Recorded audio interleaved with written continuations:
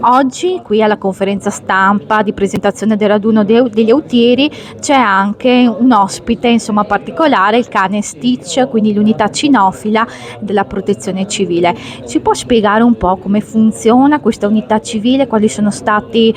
sì, l'unità cinofila, quali sono stati gli interventi più importanti e come Stitch ha aiutato e sta aiutando in questo momento?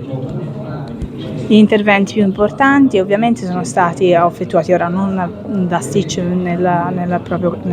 comunità cinofila, ma sono stati gestiti da Anuk, che è il cane portante della nostra associazione, tant'è che all'interno del nostro logo c'è proprio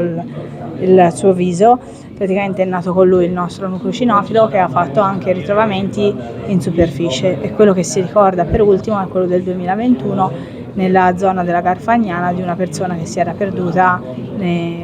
sui monti all'età di 81 anni. Dunque il nostro ruolo all'interno dell'associazione avviene che è una branca della protezione civile che opera sia in superficie che sulle macerie, principalmente in superficie, in quanto sulle macerie comunque gli eventi sono molto più ridotti rispetto a quelli della superficie.